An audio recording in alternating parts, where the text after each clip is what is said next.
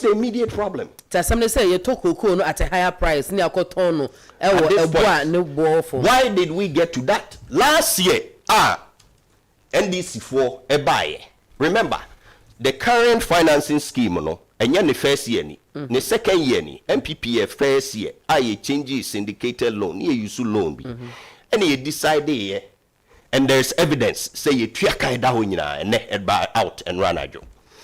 You tria a capienho on the syndicated loan, and they even explain, say, with the syndicated, there's no way I'll be to me in tria. Because what happens, they say, only bank and sign here. When cocoa near Tonwa, Sikano Kram Maga COCOBOD, Eco Bank na ni tria loans no off, and Sana near Becca no Diama COCOBOD. Until there's no way I syndicated, no bit me, but he decided here, for various reasons, some bit me save about $250 million.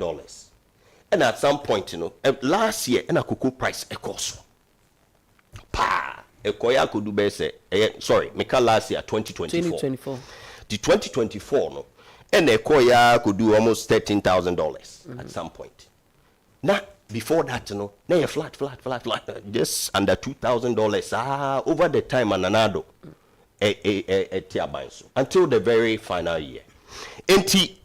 A course, and Yansa say, sharper, you bet me cross save more money by moving away from the syndicated loans. And almost decided somewhere, and they did it successfully. First year, number Honcha, a honocran, a mobile tumuka, Kramuko Dada and Crawford say, mobile almost 7,000, 6,000, 6,005, different numbers, and at least 6,000. Now, the year election, Dada Omo. Mobile and a mobile increasing to 3,600 from 3,001. Meanwhile, no 9 PPA increasing from 400 under 500 CDs to 3,001. Most still almost the year for. The time now na mo kekasa na mai na munim say COCOBOD ase. Na mo ko dada omo kachrom ne mamba ni free ni ade ko dada omo tan. E na mo baba betum. Tumutum no mo ntimi antumu ni amoka so mo betum. E na mo tum to 3,600 CDs. At the time omutumu no. Now in COCOBOD. Ewo world market. They $8,400. Me check here. That was around October last year. MEA who calculations in Yinani. How was still an amusio. Unim say MPP change from syndicated loan. Omo babe say yenya yebe finance, yebe use local financing and other things. Na yen kojisa loan, expensive loan from abroad. No. Na who formula ne say yebe lock in 70%. In what we call forward sale, meaning say while locking in price say you better at that time price they are locking it in. Now spot, which is whatever the price may be at the time and kasana out on 30%. On babedria and a papa yes what transferring crofom wunim dia ode omako unim oye sports unim koko ho ayi nipa na omunim ade no transfer no mu yi bia di no mu ono kra de so onyi adi unlike some other NDC for omu yi nkrofo what transfer omu fi ho and omu change formula na say no instead of 70% e be lock in no ye be dane no it's about 30-70 more. Yes, that's what they did. So instead of accepting responsibility, na fe na omani break NESC juice sacks na no me koko share omo PRO e wo UTV. Or by any tin audit report is a master. Jerome Jerome. And na me bisa na say enti juice sacks na mo so mato no bebre ne ade akahe. He couldn't even tell us. Also okoje information naba. So hu na me kire no. Enti no ye be hu an say koko no say bags from use no plastic bags. Yes, no so say cocoa. Jai mass spraying. Jai so many things and a trobini ade normally from for example, almost say a rehabilitation. You only 40,000. Now you are yes, about 70,000. Enti normal to anyagun crofweni to try and explain their own incompetence. Nia happens they say to cocoa farmers no. E bin see that. Every government had made sure, say, no matter what, so they will find money, make sure so be to cocoa. Wako change formula na MPP de ato ho a work it na wakodane no na say price na rewa afi na wo kire na obi ebo ka bi e na obi wo debt bi e na obi yewe e na MPP for any ayi so ko lock in na omo nchen say ko mo lock in at 70%. They could not have paid the farmers. Pay them what mo ho makoto 114 cars nanu ya brand new shepe you see randia be send your wakwa renovations are yes wakoye wo CEOs yes enya asem ketwa enya no kwa omo me nkwohwe ho yo mate so what you say yo pay the farmers omo pay farmers ni wie na say structural problems bi o ho no my den omo akwako deal with it just like MPP dealt with it by the time omo fi so no na syndicated loan kra no almost the $1.8 billion almost the nina, and we still had about 300,000 cocoa a year, and that's still our almost supply. Until the first time, some of the problems. Okay. They should have done the right thing. They didn't do it. Almost accept the responsibility. They should fix it now, and then any other structural problem.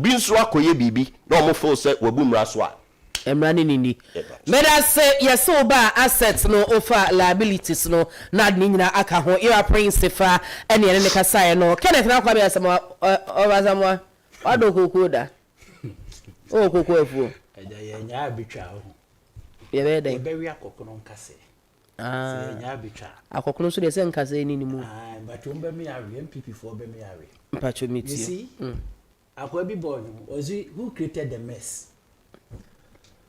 From 2010, but the emphasis from 2010. Even I'm going back from 1992 up to 2016. Na JDM free power. Na COCOBOD 2016. Me far from 1992. You. Me take other ones in the free. Yo. JDM free power 2016. Na the Ghana COCOBOD. Our equity deficit of 1.8 billion profit. From 2016 to 2025 for Omu fra Bemuno. Nasa equity ni nyina akọ aboma say jaka ba 3.2 billion. Omo disikana say jaka 3.2 billion debt. Edi atoho. You see, MPP for home, they have a way to explain their own things with their own understanding. To the extent they say, "Woman, I go school, woman, tibrofo." Etomo ba no ma baki can say ya no mo dia chere Ghana for. Who created this mess? Walker just sarcasm. Knowing the fact, someone were adeno in stock for almost about 94,000 juice sack ewo. At that end of the year, no move to me, you should just about 31,000. Do you know what they do? Almost about 80,000. 80,000. Do you know what they did? Almost about 50,000 left. Almost about 30,000. Our port I don't clear you. I don't almost about 94,000. So. Almost another contract sako G bosia sako to 75,000. Abra do more 50,000 what port wa omun clear. O more 94,000 what stock omun yusu yo. Abam boni pay. Se sebi sika ne se ye wa obotom sika na nka wodi ya menua ba. Ubetimi akodwoma kwa akofa fun se wo ton. Abra fun na akofa ye ne ya nton ma unhu usika. Na wasa akofa fun the same thing na dia be go buy ya wantimi anyi ni nyina waja bi wo port egu wono na wasa akwaji sika foforo na wasa akoyi akoto foforo wo bottom sika betimi dia yesa. You created all these problems. This mess ya wa cause COCOBOD. You are talking about some more person and the measurement of syndicated law say what are you talking about? Saying that you people work for syndicated law. You are the government here, the West government to about syndicated loan. Sika previous government to acquire dema womono. Most asu teacher by say who added to you because of your incompetency. Moba ya cocoa. Now you almost 1 million tons no free power na 400 tons okra ni enya. Meanwhile, Momo Sankrofo ya timitamo almost about 333,667. And kwaje bosia almost about almost about $2,200. That is what you left, the mess that you people left for Ghanaians. Because at the time when cocoa jumped to almost about 9,000 to 10,000, and the NDC were talking about, say at that time, and I said, come back to me, cocoa for 7,000. No? At that time, and a year can. Now the price of the ton, now 9,000 to 10,000 US dollars. Kronuni cheating tea, and I'm cocoa for 31. And that was what we were talking about when we took power. Mumu said the mess that they have caused. One, as I'm talking to you now, Ghana COCOBOD, a Kanko is almost about 32 billion Ghana cedi. And I mean, when in a pump for Oma, the idea of the Marco. My name is Cocoa farmers. Baby a bit, baby a bit, baby a binam. I hope. Mama has said, I'm not in office, I'm not in condition, Matoto cast, I'm not in them.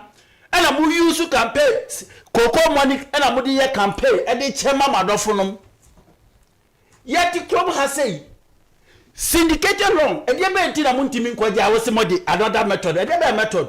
When they went, because of the mess, any the problem, I want the cocoa a fair moon and unti now I'm crofwa to cocoa, ya kwaji bosia womo to cocoa. They did not agree with their terms and conditions because when they come to I. Maji wo musika loan or mon service enti na omo amabiom no. Ah, minyaba. Me to cocoa. There be a cocoa, ye syndicated loan or more can. Mo kokoje dollars. Money e be your contract. Your contract ni we are. If we agree with the contract, e bia na mama ye letter of credit. Ne bia the co bank. So you need a Jumakowe as a contract see a best supply will see they have agreed. Mamma letter of the Aquaja Bosia, and when they syndicated, you know. Tia the Quaja Bosiana, Ebia Bosiana, here be a 1.2 billion. No mudia mai. It is our finish near tea cocoa noir, and no be near best supply near the Aquacoma, Woma, a Quaja letter of credit if you were Monche. What ye? And you sue Ghana cocoa almost 333,000 tons. And the Koji says, can by Woody. Marcotia, and I carry the horse. Now, at that time, the price I already Koji and then 2,642. You left this for this government. And Timbra said, almost a Corsican syndicated no, and they refuse. And not one this models in the buyer said, ye changing models, and say, you think we are small boys. Okay. When the white market refused them, someone now they took he was talking like we are not here. No more pencil. And the West government here, what the work a haircut a bagana. Okay, now don't know me. And it's a car and no cocoa someone. MPP, they dare not to the extent they say a lot of problem the hardship for cocoa farmers here communal. Enye ala John Dramani Mahama wo fra bam prior to 2016 cocoa mass spray ni enye ni free cocoa enoni farmer free wo mo buy wo mo ye den okay wo ma meton ma cocoa farmers okay wo mo ton kra if you are a member of NDC kra no mo ma me that say no man the 20 man wo mo all right yeah Kenneth na Kwame as someone a leader and founder Emma Action People's Party APP amanyo kuno let me respond to kakra Brené sare kalam say asem ni ntimi nke bi o my mother just to me says yomunya ready some baby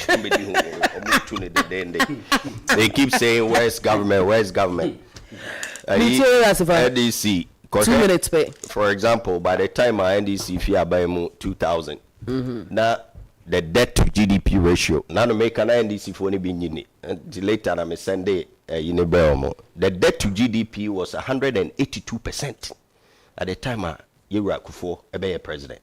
The GDP growth that year 3.7. and inflation at that time 62%. And it's for the guy. By the time Yera Mahama Efiso, Sheniema economic growth our DJ 3.6. Your friend is saying debt to GDP at that time 72%.